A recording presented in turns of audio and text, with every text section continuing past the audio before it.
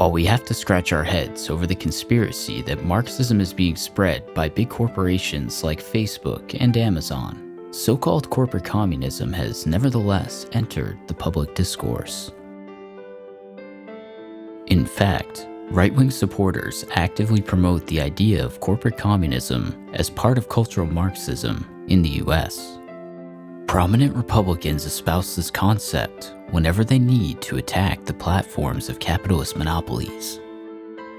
In this video, we will examine the concept of corporate communism and provide a real answer to this question. References to corporate communism aren't new. In 2009, Democrat journalist and author Dylan Ratigan coined the phrase corporate communism.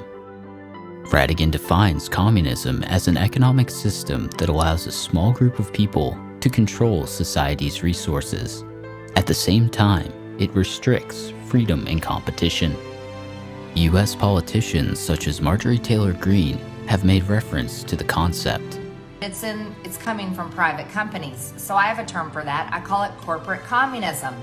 These are private corporations, but yet they are adapting these communist policies just like the Democrats are, and they are pushing them on us. However, such an understanding is so far from reality that we must take a deeper look into the ideological effect that this concept has. Modern corporations are large capitalist enterprises created specifically by the development of world capitalism. They have great control over industries, markets, and the national economy based on a great concentration of production and capital in order to establish monopolistic prices and extract monopolistic profits. Dominance in the national economy is the basis of the influence that monopolies have on all spheres of life in modern countries. The formation and growth of monopolies are historically linked with the development of freely competitive capitalism into monopoly capitalism. This process started in the second half of the 19th century. In his work, Capital, Karl Marx articulated this capitalist economic principle in the following way. The battle of competition is fought by cheapening of commodities. The cheapness of commodities depends on the productiveness of labor, and this again on the scale of production. Therefore, the larger capitals beat the smaller. Further, the credit system, which begins as a modest helper of accumulation, soon becomes a new and formidable weapon in the competitive struggle, and finally, it transforms itself into an immense social mechanism for the centralization of capitals. Monopolies were created in the United States in the last period of the 19th century and early years of the 20th century. John Rockefeller is one of the world's most famous monopolists because of his ownership of Standard Oil, an oil-producing, refining, transport, and marketing company founded in the late 19th century. Through horizontal and vertical integration, the company was able to undercut its competitors and obtain 90% of the market share in kerosene refining. There have been numerous small corporations and LLCs, but the ones we know today were not just smart, but also lucky, dexterous, and unprincipled enough to become the first in the market competition and seize their place under the sun. Thus, it can be seen that while free competition is a feature of capitalism, its opposition, monopoly, is the natural outcome of competition over time.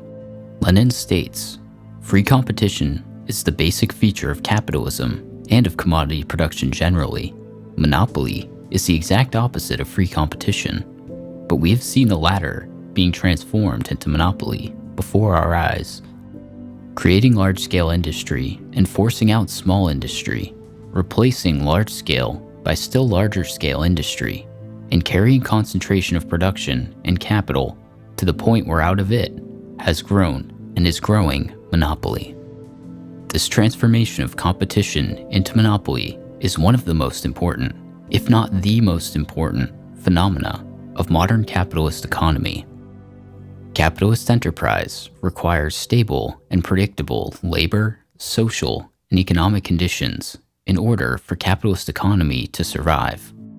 This is precisely the reason capital in capitalist society requires the force of government to ensure the stability. Setting aside the issue of the state's protection of private property, a primary means through which corporate capitalist formations succeed and come to dominate socioeconomic conditions is through monopolization. Monopolies ensure the success of the dominant capitalist economic forces by consuming weak or vulnerable competitors in any given economic segment to expand their production and market share, as well as by cutting production costs through the use of new production technology. Most critically of all, corporations seek maximum rates of profit by reducing labor costs. This battle continues to be fought as today's monopolies, i.e., big capitalists, dominate smaller ones and compete with other big companies. Moreover, they actively participate in the political life of modern states through bribery, through direct participation in government, or open lobbying systems like that of the United States. Monopolies naturally develop out of free competition. Through the direct elimination of competition, or through merger and acquisition activity, a small number of monopolies emerge victorious. Subsequently, they become dominant economic forces that can exert pressure and influence upon governments and society itself. Monopoly capitalism becomes imperialist in the sense that they drive political policies for its own interest and are able to engage the power of the governments for protection, social and economic stability, survival, and enlarging their dominion. Corporations go to great lengths to influence and control the public, while at the same time collecting and analyzing endless amounts of information. From the Cold War up until today, it has been taught that only totalitarian regimes seek to know everything about the lives and thoughts of the citizens. However, after the fall of the USSR, we see that big capitalist corporations regularly do these same things openly. Marketing and analytics by monopolies for the purposes of maximizing profits requires mass data collection. In a normal state of affairs, corporate monopolies conduct massive surveillance and also work hand in hand with the government to this end. This is merely projection and is yet another problem of capitalism that communism is blamed for. So, why is the formation of monopoly inevitable, as the whole history of capitalism clearly demonstrates that this is the case? As monopolistic conglomerates consolidate their economic position, large-scale enterprises, be they industrial, retail, or financial, force out or subsume smaller enterprises.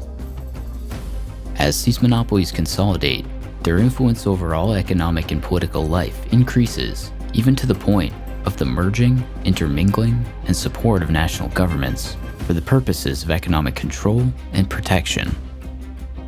Practically speaking, the fusion of monopolistic capital and the organ of a government becomes a form of state monopoly capitalism.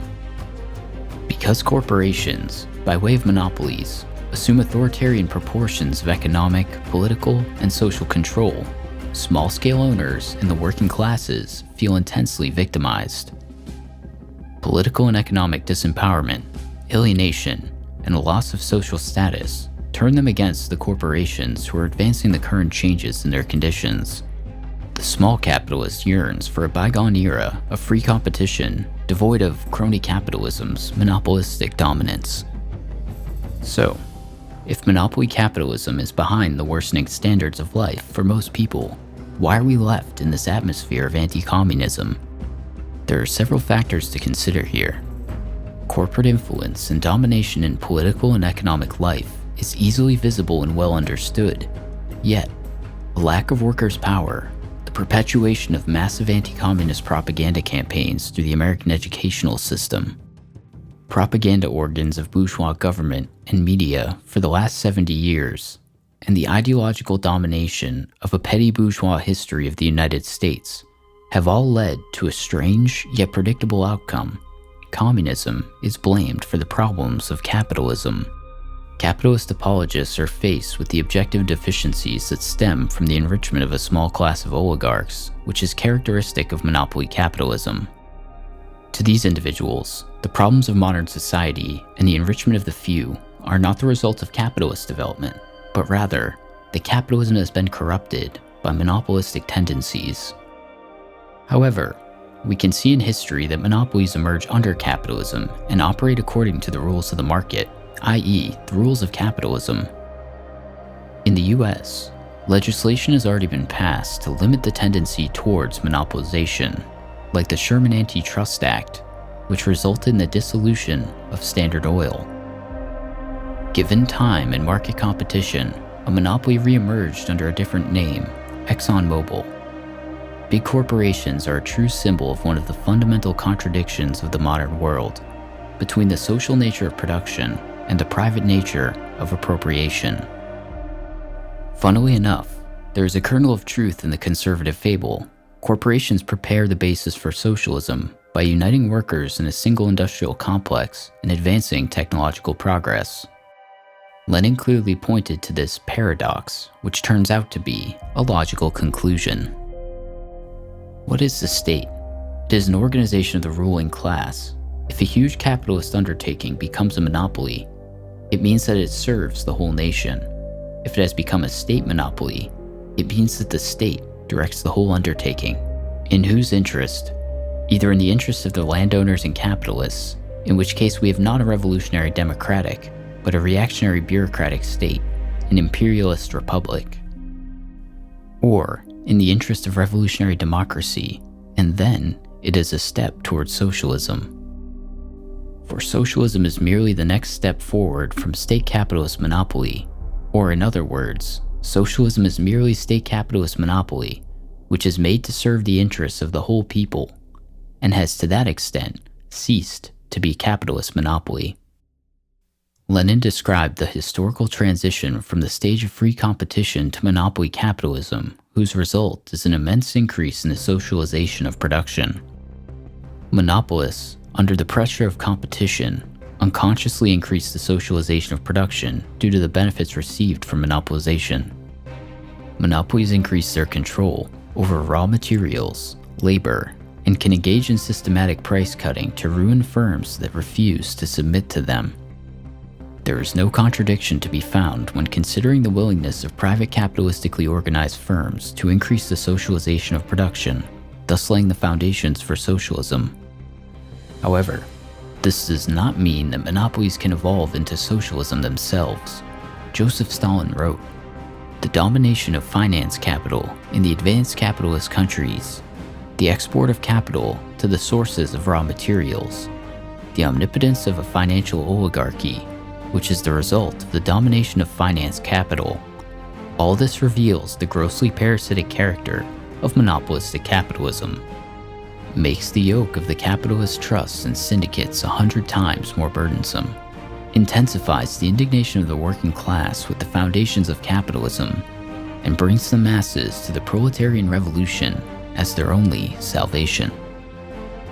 From such a description, it should be clear that while monopolization leads to an increased socialization of production, the appropriation remains private. The social means of production remain the private property of the capitalists. Regardless of the increased socialization of production, domination of finance capital intensifies. It therefore becomes necessary for the working class to engage in class struggle against the capitalists and private ownership in the means of production. The struggle for freedom and liberation, however, can only be effective if the workers are organized as a militant, disciplined, and ideologically educated revolutionary class, if they have a vanguard, a truly communist party. Are big corporations Marxist? No, they aren't, as they are a result of the development of the small enterprises. They developed under capitalism and operate under capitalism. The development of capitalist economies has greatly intensified the contradiction between the tendency towards planning, which is the internal organization of the activities of a large industrial association, and the anarchy of the capitalist economy. As monopolies grow, it deepens, giving rise to new systems of economic regulation in the form of intersectoral monopoly unions, state regulation, and programming. However, under capitalism, this contradiction can never be resolved. Though monopolies prepare the ground for socialism, this new social system cannot and will not simply occur or evolve organically.